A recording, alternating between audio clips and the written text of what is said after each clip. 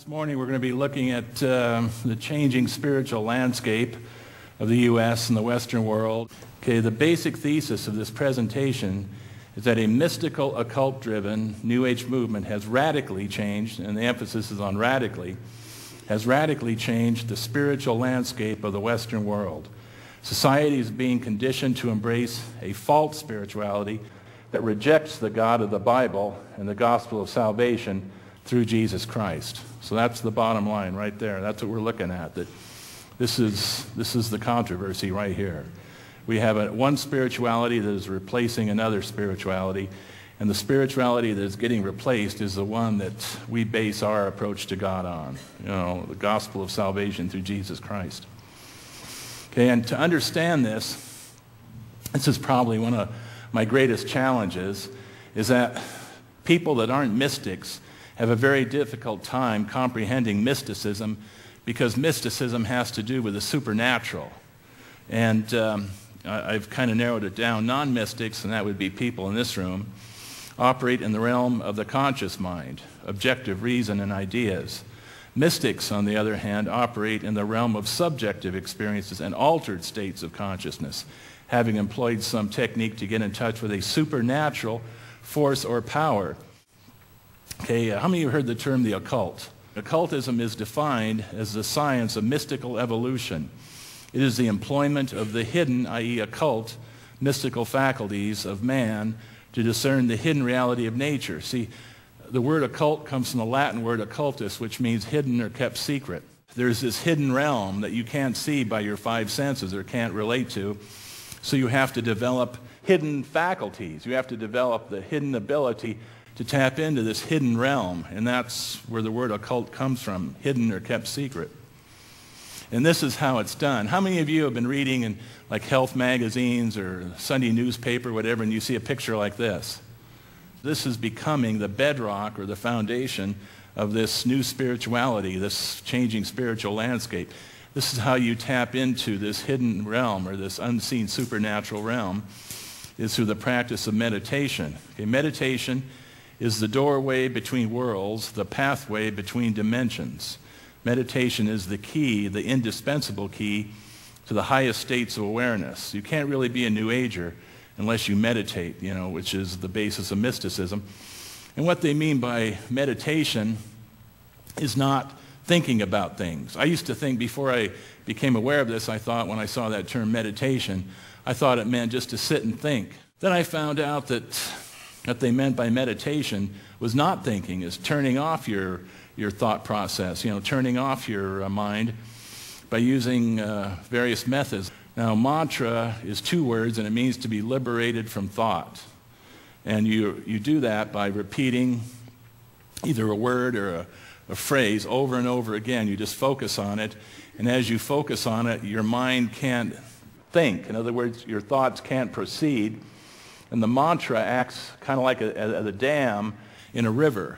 You know, it stops the flow of thoughts, and then the water backs up and becomes this still pool. And they call that the silence.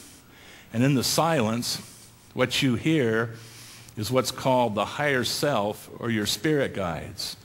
Now, your higher self is your divine self. This is a basic format. Is you meditate, you empty your mind, you have spiritual experiences, you meet spirit guides, you meet beings that say they're your higher self, and you let them run your life. You let them take over the controls, and now you're being guided and directed by these spirit guides.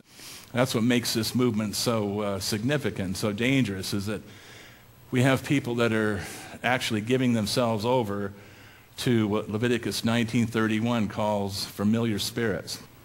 Okay, how did it become popular? Now, many of you might find this very interesting. In the early 1965, New Age spirituality was very tiny. The only handful of people meditated, probably under 100,000 or maybe even under 50,000. But New Age spirituality was not something that was part of American culture. Well, that started to change in the late 60s. In the 1970s, transcendental meditation became quite popular. 1 million Americans signed up for TM classes. And that kind of got the New Age really going. Because of this, mysticism became like a Trojan horse in our society. Western society began its love affair with mysticism in the 1970s, 1980s, following the dawning of the age of Aquarius. Mysticism is like a Trojan horse that looks intriguing and benign, but which harbors great danger. New Age spirituality has become very, very important in the business world. This is an accountant executive meditating at Om, a spa for your spirit. And this is U.S. News and World Report. It says, shh, the guy in the cubicle is meditating.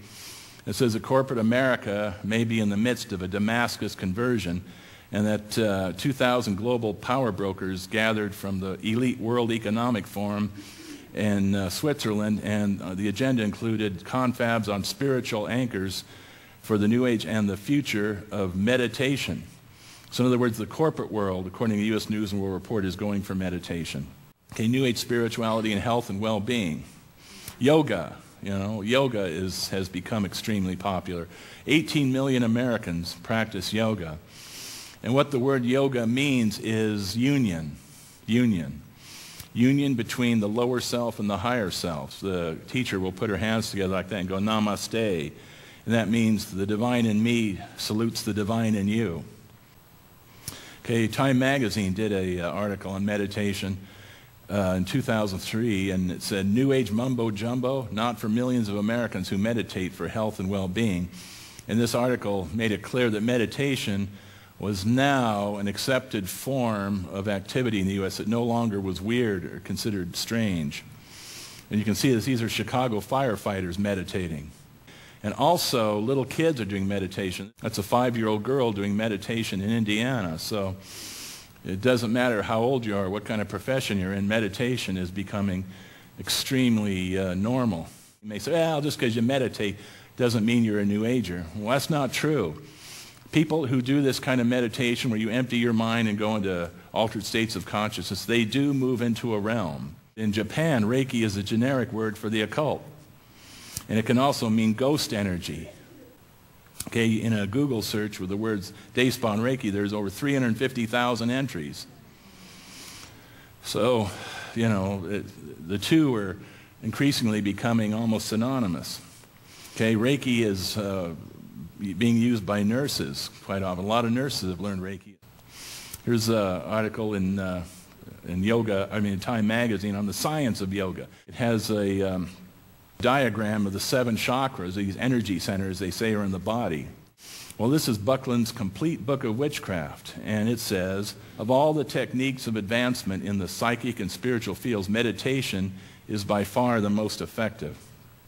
And in Buckland's Complete Book of Witchcraft, you find another diagram of the chakras, same as in the Time Magazine article. It says, in meditation, the mysterious psychic energy can be sent up through these centers. This very potent force is called the Kundalini, or serpent power. As this mighty force begins to flow within you, these vital psychic centers, the chakras, begin to open in successive order. It opens up a channel to your higher self. Yoga, Reiki, and witchcraft are all based on the chakra system. Hey, there's a continuity to this. The classical experience of enlightenment, as described by Buddhist monks, Hindu gurus, Christian mystics, Aboriginal shamans, Sufi sheikhs, and Hebrew Kabbalists, is characterized by 2 universal elements, radiant light and an experience of oneness with creation. Where is this all leading to? Why should we be concerned? Okay, yoga and Reiki are tied into the chakra system. The chakra system is tied into spirit guides. Spirit guides are familiar spirits, an occultic phenomenon which the Bible sternly warns us against. We are saved by the blood on the cross. We are saved by the life that was lost, by the life that was lost, by the life